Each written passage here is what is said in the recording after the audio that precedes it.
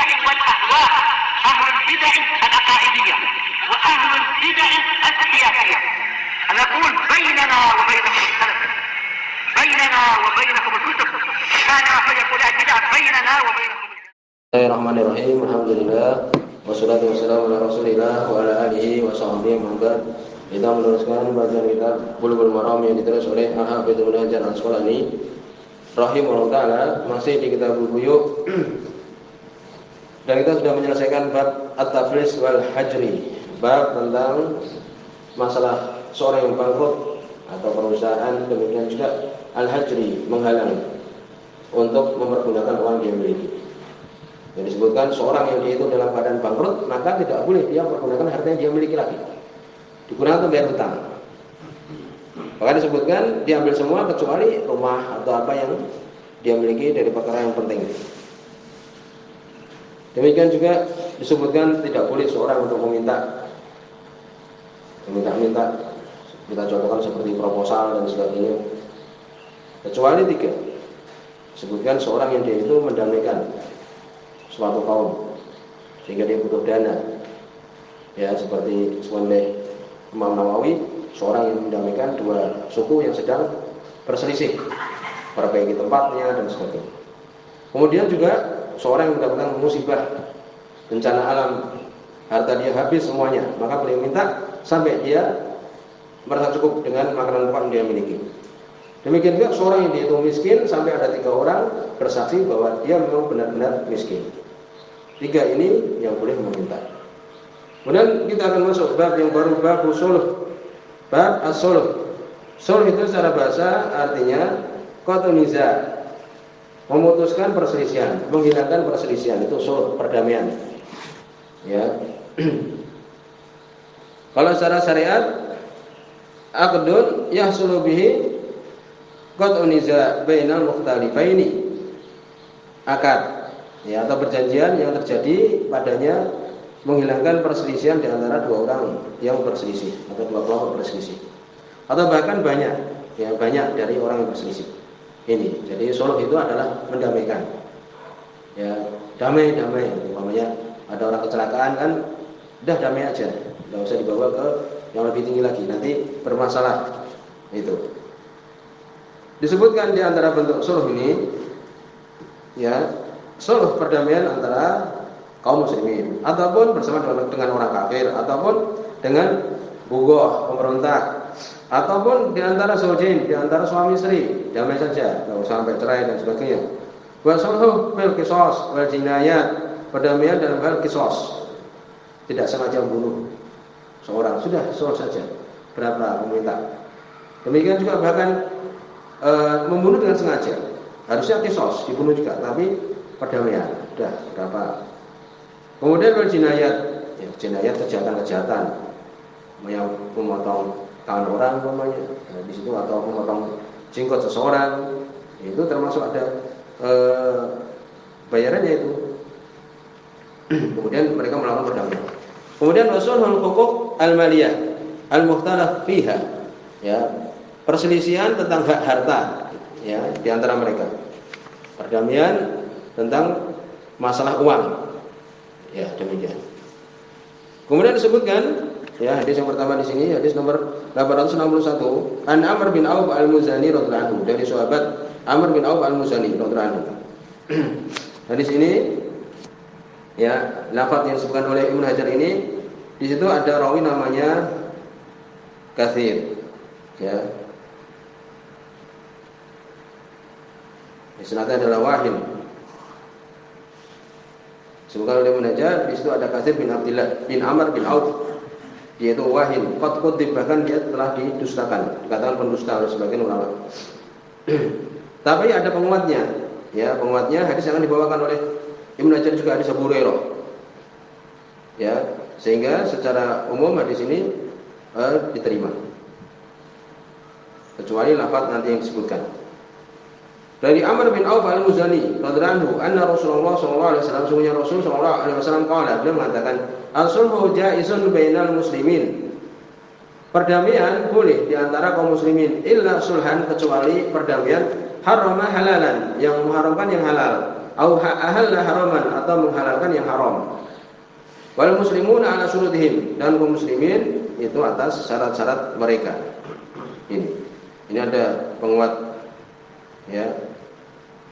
Seperti disebutkan oleh Ibnu Abi Syaibah dari mursalnya Atha, seorang tabi'in. Ini yang menguatkan. Jadi sampai lafaz ini ulama adalah sahih hasan ya, sampai lafaz ini. Setelahnya ini yang dhaif karena sebab rawi tadi. Illa syartan haram halalan. Ya, wal muslimun ala syurutihim, kaum muslimin itu tergantung dari syarat-syarat mereka.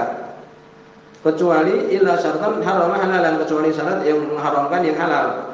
Au halal haraman, atau menghalalkan yang haram. Rawat Tirmidzi wa sahahu. Diriwayatkan oleh Imam Tirmidzi dan beliau mensahihkan. Wa aqaru alaih, dan para ulama mengingkari. Ya. Apa yang disebutkan oleh Imam Tirmidzi ini? Li'anna rawiyahu, sungguhnya perawinya itu Katsir bin Abdullah bin Amr bin Auf dhaifun, dia dhaif, bahkan pendusta. Wa ka'annahu itabarahu bi kasrati turuqihi. Seakan-akan beliau, yakni Imam Tirmidzi, menganggapnya sahih karena banyak jalannya. Tadi sudah kita sebutkan penguat-penguatnya. Ya, sampai apa tadi kita sebutkan adalah sahih. Waqad sahahu Ibnu Hibban min hadis Abu Hurairah, dan Ibnu Hibban mensahihkan dari hadis Abu Hurairah. Ini. Dan tadi kita sebutkan ya, itu adalah sahih yang riwayat Ibnu Hibban itu. Riwayat Ibnu Hibban adalah sahih. Di situ ada rawi namanya Katsir bin Zaid al-Aslami, dia hasanul hadis. Atau diterima untuk menguatkan. Maka dari hadis ini yang tadi disebutkan tentang masalah sulh jaiz, perdamaian itu adalah boleh. Maka dibahas oleh para ulama bentuk-bentuk perdamaian. Bentuk-bentuk perdamaian adalah surahnya. Yang pertama di antaranya, dan ini yang penting ini kita sebutkan ini saja, as-sulhu 'alal inkar. Perdamaian tentang permasalahan seseorang yang mengingkari. Seperti apa contohnya? Ayadai rajulun 'alal akhar anna 'alaihi lahu 'asyara 'alaf. Contohnya, seseorang mengaku ya mempunyai uang 10.000 atau kita mungkin 1 juta. Dia punyai atas si B. Ya, si A mengatakan aku punya uang 1 juta di sisi si B. Kemudian si B itu fayungkiru dzalik, mengingkari. B, enggak bisa. Kamu enggak punya uang di situ 1 juta. Sama yusalihu, kemudian ada orang yang melakukan perdamaian. Sudah, damai-damai saja. Ini si A mengaku punya uang 1 juta. Ada di si B. Si B mengatakan tidak. Sudah, kasih 0,5 juta saja. Ya. Karena apa? Karena yang mengaku tidak ada bukti. Mana kwitansinya? Mana tulisan aku pinjam? Tidak ada. Ya. Kemudian ya si A yakin bahwa aku punya uang dipinjam dia, atau ya ini aku masih ada barang di dia, uang di dia 1 juta. Mana bukti Anda ada? Dia yakin tapi, dan si B mengatakan menolak. Demikian. Maka kalau terjadi sulh perdamaian ini adalah boleh. Sebagian mengatakan tidak boleh. Kenapa? Karena tidak ada bukti. Buktinya mana tidak ada. Tapi yang benar adalah boleh. Apa dalilnya? Wasulhu khair. Semua dalam Al-Quran surat An-Nisa. Dan sulh itu perdamaian bagus. Ya, akhirnya terjadi persetujuan antara A dan B 0,5 juta. Ini diambil uangnya oleh si A 0,5 juta. Si B mengeluarkan 0,5 juta. Ini sebagai contoh. Dan ini adalah sah. Kenapa? Karena saling itu. Ya, orang yang mengingkari juga itu. Ya, dia mungkin ya pernah ingat-ingat juga, dan dia tidak berani itu berdosa juga karena urusannya dengan Allah Subhanahu Wa Taala kan gitu. Oleh karena itu di sini dibahas bahwa orang yang mengaku itu memang benar-benar meyakini. Ya, orang yang mengaku uang itu memang benar-benar dia meyakini. Kemudian sekarang kalau terjadi perdamaian ini, apakah nanti ada urusan di akhirat? Paham? Kan tadi sudah terjadi perdamaian, sudah, daripada ribut, kamu bayar aja 0,5 juta. Maka dikatakan di sini oleh Ibnu Qudamah, wa yakunu bai'an fi haqqil mudda'i. Orang yang dia itu, ya si A ini, itu dianggap telah melakukan jual beli. Dia ngambil dari situ uang 0,5 juta. Dianggap suatu apa? Baik, jual beli. Adapun si B, maka keadaan dia itu sebagai apa? Baru'ah bimanzilatil ibrah, bara'atud dhimmah. Dia sudah tidak ada urusan di hadapan Allah Subhanahu Wa Taala. Paham? Yang penting kan apa? Ketika kita di dunia ini, yang penting kan kita tidak ada berdosa kan. Jadi si B sudah selesai urusannya. Aku kasih 0,5 juta ini, nanti di hadapan Allah aku sudah berlepas diri. Dalam artian aku tidak ada tanggung jawab lagi. Ya, mungkin Mungkin si B pun juga takut, ya takut kalau bohong. Oh ya, aku juga sebenarnya kayak agak ingat-ingat kalau aku bilang enggak sama sekali, dosaku besar. Jadi akhirnya si A pun ya sudah apa, turunlah setengah juta enggak apa. Si B pun juga sudah apa, taruh setengah juta, ya daripada nanti aku di akhirat dituntut kan gitu. Ya, terjadi perdamaian ini tadi. Kemudian disebutkan idza tadalat aqsan syajarah ala milki jar. Apabila ada pohon yang dia miliki sampai ke tetangganya, ya seperti rumahnya atau temboknya, kemudian terjadi suluh perdamaian, ya untuk mengambil ganti rugi. Bisa enggak pohonnya sampai ke tempat dia karena buahnya banyak umpamanya? Enggak apa-apa, enggak usah dipotong, tapi kamu ngasih aku umpamanya 100.000, maka ini boleh. Ya, karena kadang kan kalau pohon sampai di tempat dia mungkin kotor dan sebagainya.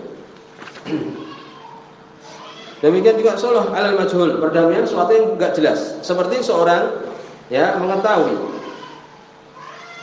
bahwa tanah ini milik mereka berdua. Seorang tahu ini ada tanah milik A dan B, tapi tidak tahu batasannya. Bahasa daripada ribut sudah terjadi perdamaian. Ya, kamu ngambil segini, A ngambil segini, B ngambil segini. Ini sesuatu yang majhul, ini boleh juga. Kemudian berikutnya hadis nomor 863. Wa Nabi Hurairah radhiyallahu anhu, dari sahabat Abu Hurairah radhiyallahu anhu. Di sini juga Imam Bukhari dan Imam Muslim. Ini juga berkaitan dengan perdamaian. Ana Nabi sallallahu alaihi wasallam qala, sesungguhnya Nabi sallallahu alaihi wasallam beliau mengatakan, la yamna jarun jarahu. Tidak boleh seorang tetangga itu menghalangi tetangganya. Dua orang yang bertetangga, tidak boleh yang satu menghalangi tetangganya yang lain. Ayyagriza khasyabatan, untuk meletakkan kayu fi jidarihi, di temboknya. Sebelah-sebelahan umpamanya, kemudian diletakkan di situ kayu untuk mungkin atap dan sebagainya. Maka seperti itu tidak boleh menghalangi. Tidak boleh A menghalangi si B meletakkan kayu di temboknya si B. Ini secara umum demikian dijelaskan. Semua yaqul Abu Hurairah, kemudian Abu Hurairah beliau mengatakan, setelah menyebutkan hadis ini tadi, hadis Bukhari Muslim ini ya. Beliau mengatakan, mali arakum anha muridin. Kenapa aku melihat kalian, memperhatikan kalian dari hadis ini muridin, berpaling, ya tidak mau menerima hadis ini. Wallahi, demi Allah, la arbiyanna biha baina aktafikum. Demi Allah, aku akan melempar dengannya di antara pundak-pundak kalian. Muttafaqun alaih. Ini ancaman beliau. Ini hadis menunjukkan bahwa tidak boleh seorang menghalangi tetangganya meletakkan kayu di temboknya. Kemudian hadis nomor 864. Ini seakan-akan hadis ini apa? Berbenturan dengan yang tadi. Wa Nabi Humaid As-Sa'idi, dari sahabat Abu Humaid As-Sa'idi radhiyallahu anhu. Hadis ini hasan, ya, hadis ini hasan. Ada penguatnya juga. Hadis seperti hadis la yahilu malum li muslim illa anti bi nafsihi. Tidak halal harta seorang muslim itu kecuali dari lapang dadanya dia. Tidak boleh kita meminjam motornya tanpa izin, tidak boleh mengambil uangnya tanpa izin sampai dia itu. Qala berkata, yakni Abu Humaid As-Sa'idi radhiyallahu anhu, qala Rasulullah sallallahu alaihi wasallam, berkata Rasul sallallahu alaihi wasallam, la yahilu limri'in, tidak halal bagi seseorang ayakhudha asa akhihi, untuk mengambil tongkat saudaranya, bi ghairi tibi nafsin minhu, tanpa kelapangan hati dia. Tidak boleh, bahkan tongkat tidak boleh. Tongkat saudaranya diambil tanpa izin, tanpa kelapangan hati saudaranya. Ini menunjukkan bahwa harta seorang itu adalah terhormat di sisi kaum muslimin.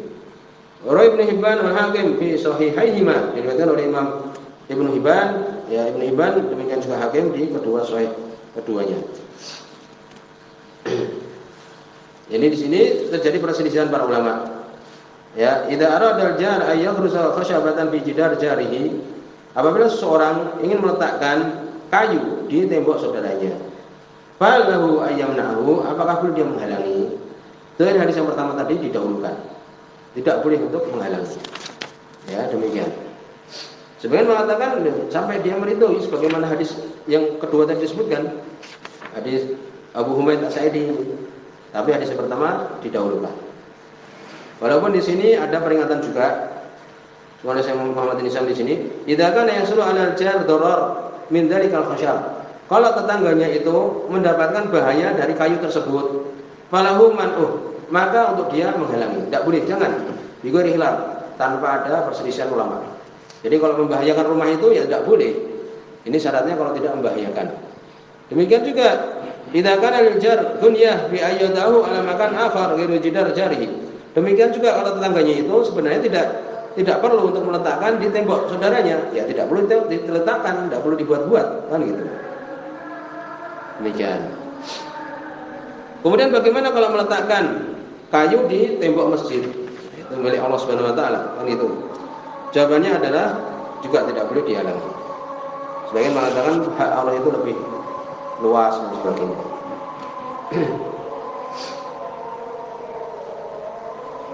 Kemudian idza talafa al-jaran fi ha'id bainahuma kullu wahid yad'i li nafsihi. Bagaimana terjadi perselisihan dua orang, masing-masing mengatakan ini tembokku, maka dibagi menjadi dua. Demikian disebutkan. Demikian juga apabila orang yang ada di lantai pertama ya ingin membangun lantai kedua. Ya, di lantai kedua milik orang lain. Disebutkan ya untuk saling membantu. Demikian. Ini sudah selesai tentang bab as-sulh ini. Di sini subhanallah wa bihamdika asyhadu an la ilaha illa anta astaghfiruka wa atubu ilaik.